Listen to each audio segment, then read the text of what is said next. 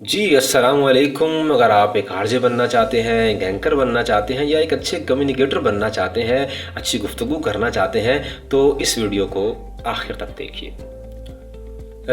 जी मेरा नाम ज़ुफ़िशान अली है और मैं एक एज आरजे कराची FM 101 पर काम कर रहा हूँ और उसके साथ साथ मैं एक वॉइस ओवर आर्टिस्ट हूँ और उसके साथ साथ मैं न्यूरो लैंग्वेज प्रोग्रामिंग प्रैक्टिशनर हूँ। यानी कि आवाज़ किस तरह काम करती है, आवाज़ आपके ब्रेन में किस तरीके से इम्पैक्ट क्रिएट करती है, कैसे अच्छी गुफ्तगू जो है वो आपको सुनने पर मजबूर करती है। तो हम इस वीडियो में आज इस पर बात करेंगे, इस पर गुफ्तगू करेंगे। तो जनाब, सबसे पहला पॉइंट, अगर आप एक आरजे बनना चाहते हैं तो आरजे बनने के लिए या एक अच्छा कम्युनिकेटर बनने के लिए आपको पैशनेट होना चाहिए, यानी काम का शौक़ आपको लाजमी होना चाहिए। ये 2019 की बात है। जिस ऑर्गेनाइजेशन में मैं काम कर रहा था वहाँ पर एक लड़का अपॉइंट हुआ और उसको सेल्स फील्ड में, यानी कि फील्ड की जो जॉब होती है सेल्स की, वो करनी थी, लेकिन वो किसी दूसरे डिपार्टमेंट में अपॉइंट हो गया। ये वो वाक़या है जो मैंने अपनी आंखों से देखा।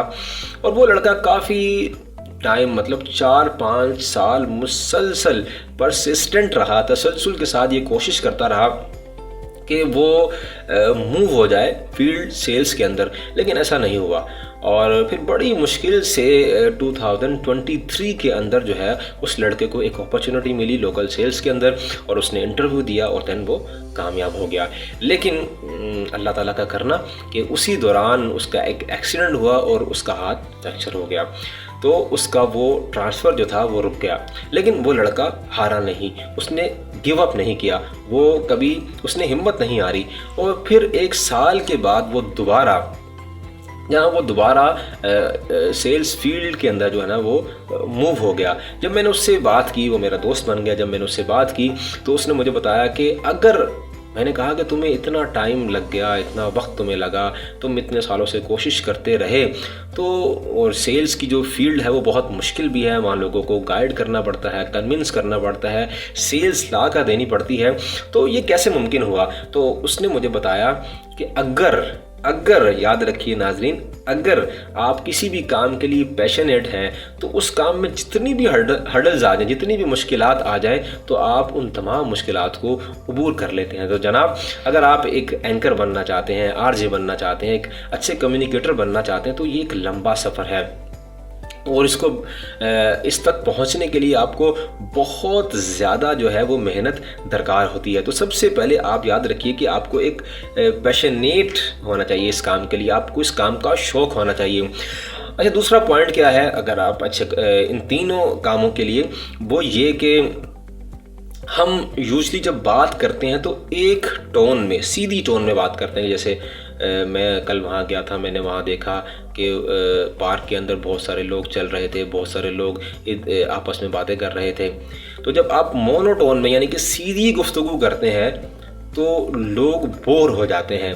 तो हमेशा जब आपने गुफ्तगू करनी है, जब आपने बातचीत करनी है, तो आपने मॉड्यूलेशन के साथ बातचीत करनी है, यानी कि आपकी गुफ्तगू के अंदर उतार चढ़ाव जो है वो होना चाहिए।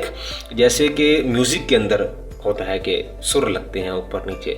अब ये क्यों होता है? जब आप इस तरीके से गुफ्तगू करेंगे तो सामने जो आपके शख्स होगा जिससे आप बात कर रहे हैं, या लिसनर्स होंगे जो आपको सुन रहे हैं, या टेलीविज़न पे जो व्यूवर्स हैं जो आपको देख रहे हैं, तो वो मजबूर हो जाएंगे आपको सुनने के लिए, क्योंकि आपकी गुफ्तगू वेव्स की शक्ल में चलेगी। जैसे अगर आप मेरी गुफ्तगू को देखें तो मैं बहुत से लफ्ज़ पर एम्फसाइज़ दे रहा हूँ, कहीं मैं अपनी आवाज़ कम कर रहा हूँ, कभी मैं अपनी आवाज़ को ऊपर उठा रहा हूँ, कभी आवाज़ को नीचे गिरा रहा हूँ। जब आप आवाज़ का उतार चढ़ाव मॉड्यूलेशन कहते हैं इसको, अगर अपनी गुफ्तगू में रखेंगे तो लाजमी लोग आपकी बात को सुनेंगे। अब ये कैसे होता है, इसको मैं नई वीडियो बनाएंगे, उसमें आपको बताएंगे कि ये ब्रेन में, आपके सबकॉन्शियस में ये चीज़ जाकर कैसे इम्पैक्ट क्रिएट करती है, क्यों इंसान मजबूर हो जाता है। इसलिए ज़िया मोइनुद्दीन साहब ने कहा था कि सुनते सब हैं, सुनाने वाला होना चाहिए।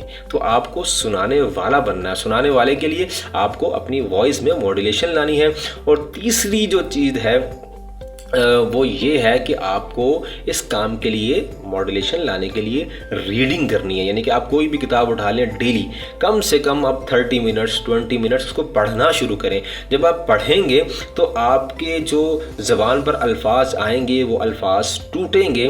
الفاظ جب ٹوٹیں گے تو آپ کی آواز میں، آپ کے تلفظ میں، آپ کے ورڈز میں کلیئرٹی آنا شروع ہو جائے گی. یعنی کہ صاف الفاظ آپ کے ادا ہونا شروع ہوں گے. تو آپ نے کیا کرنا ہے؟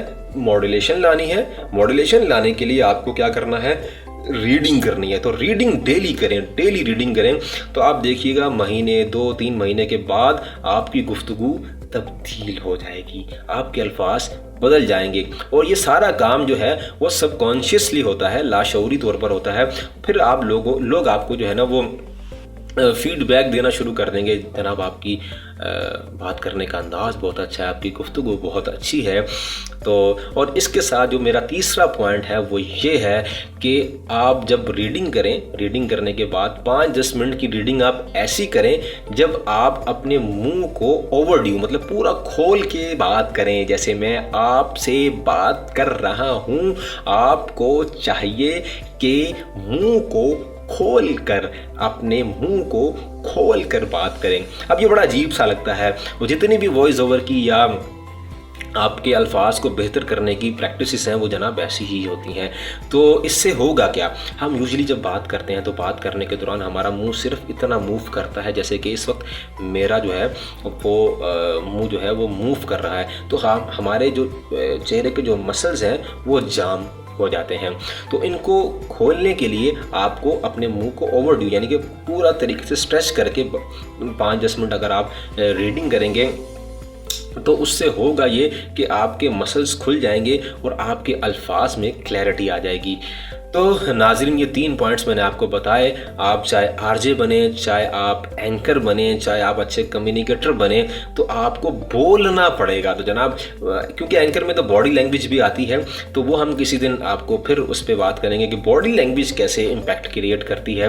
تو جناب یہ تینوں چیزوں کو اپنی زندگی میں اور اپنی گفتگو میں اپلائی کیجیے. اور وہ لوگ جو اپلائی کر رہے ہیں کمنٹ سیکشن میں مجھے لازمی بتائیے کہ ان کو ان سے کیا فائدہ ہوا، اور جو لوگ اپلائی کریں گے تو وہ بھی بتائیے گا کہ ان کو ان تینوں چیزوں سے کیا فائدے ملے.